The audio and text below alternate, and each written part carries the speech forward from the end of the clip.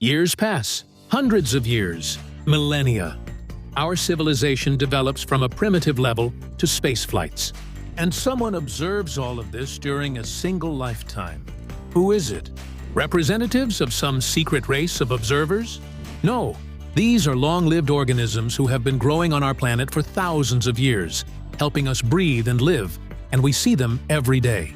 In this video, we will get to know the most famous giants from all corners of the planet, find out what mammoth trees are, and which of them might have seen dinosaurs. The tallest long-lived tree on our planet is rightfully considered to be the sequoia. Scientifically speaking, it's the evergreen sequoia, or redwood. Most records for height, trunk volume, massiveness, and longevity belong to trees of this very species. This tree is perfectly adapted to life in harsh, cold regions. The reddish-brown bark, which gave sequoias the nickname redwood. It can reach a thickness of 60 centimeters, acting like a warm-down jacket for the tree. Despite all this, even in winter, the tree remains covered with bluish-green needles. The largest representatives of this cypress subspecies can reach up to 100 meters in height. Their trunks can be up to 10 meters in diameter at the base, and these giants weigh at least 2,000 tons. The trees are often not just enormous, but also ancient. Some specimens are more than 3,500 years old. These giant trees are so monumental that they have separate ecosystems on their trunks, where other plants grow. Lichens, mosses, and even small trees of other species. Birds, insects, and animals live on the sequoias, so you could call this tree a small planet of its own. Such enormous sequoias are called by a different name, Sequoiadendron giganteum, or, more simply, giant sequoia, big tree, mammoth tree. It's interesting that the history of the original word could be called anti-American. The Iroquois Indian tribe, wanting to immortalize the memory of their outstanding chief Sequoia, gave his name to one of the most unusual and majestic trees. Sequoia invented a writing system for his people, led the Iroquois' liberation struggle against foreign oppressors, and could be called the first popular educator. But that's not what we're talking about right now. Most sequoias prefer to live in the state of California in the USA. Moreover, they are mostly located on a narrow strip of land, 750 kilometers long, in a rugged mountainous area on the Pacific coast, which became one of the reasons these trees lived such a long life. Loggers can rarely reach them, but even such a location did not save them from mass logging at one time. From 1850 to 1950, in less than 100 years, people cut down almost 96% of all sequoias. Only about 30 small groves remain. There are quite a few photos online that show the scale of logging in those years. The people in these photos look like some kind of ants. Here, for example, are lumberjacks standing in front of the Mark Twain tree, which was cut down in California in 1892. And on the eve of the opening of the Paris International Exposition of 1900, among other American wonders, the world's largest board was widely advertised, which was specially made from the trunk of a giant sequoia. However, Europeans never got to see this board. Because of its unprecedented size, the board was over 100 meters long. Not a single captain agreed to transport such an oversized cargo across the ocean. Thus, this advertising venture ended ingloriously, costing the life of yet another unique natural monument. But let's fast forward to the present day and look at today's most famous sequoias. And the first will be a tree called General Sherman. To this day, this ancient giant is considered the largest tree on the planet by volume and mass. Moreover, it is called the largest and heaviest living organism on our planet. It weighs almost 2,000 tons, is over 2,500 years old, and stands about 85 meters tall. Another one is General Grant. He is younger than General Sherman. He's only 1,650 years old. It stands 81.5 meters tall, which is also less than the largest tree in the world. And it's being caught up by another relative, the sequoia named President.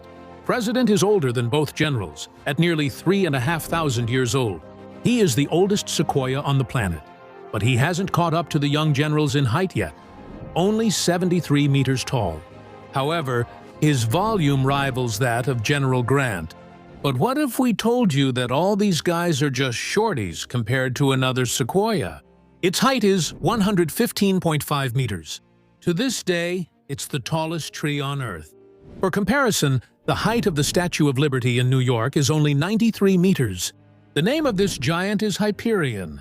He is much younger than his companions. He's only 700 years old. However, this means that he can still grow, since sequoias usually keep growing until they are about 1,500 years old. The tree was discovered in 2006 by the naturalist Chris Atkins. Its location was decided not to be disclosed so that tourist traffic would not disturb the peace of the tree and would let its ecosystem continue developing in peace. However, even without tourists, the tree has already suffered. The top of the tree was damaged by woodpeckers, after which Hyperion's growth slowed down, and the Sequoia Helios started to catch up with it, being only 1.5 meters shorter than its older brother and growing much faster. And the famous Sequoia, the great tree, which fell onto a highway, became a full-fledged 9-meter tunnel. There is also a tunnel right through the tree. This is what it looks like inside. The giant tree is called Chandler tree. It literally means candelabra tree. The thick branches growing 30 meters above the ground really do resemble a candelabra. But on our planet, it's not just sequoias that are considered giants. Some specimens of Australian eucalyptus have come close to it in height. In terms of thickness, of course, it's the baobab, and in terms of crown area, the Bengal fig. Let's start with eucalyptus trees.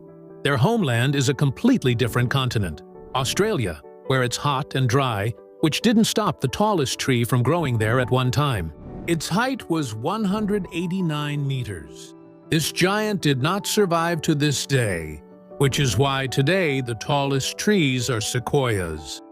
Eucalyptus trees are unique in their own way. They don't shed their leaves in winter, just like sequoias, but they do shed their bark. Among the eucalyptus trees, one stands out named Centurion. It was discovered in 2008 in Tasmania, and its height is just over 100 meters. Besides height, there are other parameters by which trees are considered giants. For example, the famous Tule tree. Its full name is Árbol de Tule, which translates from Spanish as Old Man of the Water. This is a unique specimen of the Mexican cypress, and it became famous for its massive proportions.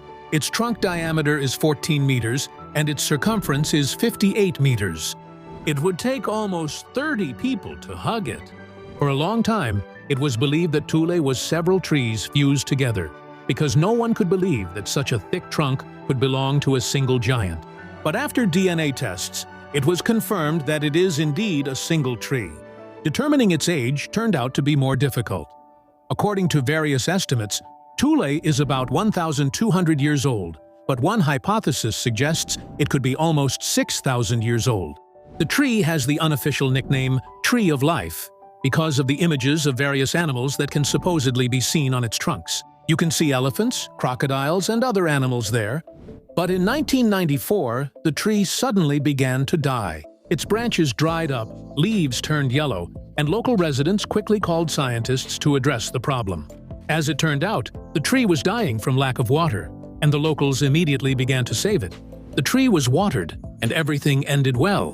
But to this day, the tree is still in danger. Scientists say that the tree continues to slowly die from thirst, environmental damage, and the heavy traffic on the nearby highway. At the moment, the Tule tree has been declared a natural monument by the Mexican government and is included in the UNESCO World Heritage List. We have already seen tall and massive giants, but can you imagine a tree whose crown covers 1.5 hectares? In distant hot India, in the Howrah Botanical Garden, there is a legendary tree called the Great Banyan. By nature, it's simply a Bengal ficus, the very same ficus that almost everyone has at home. But this ficus is, of course, special.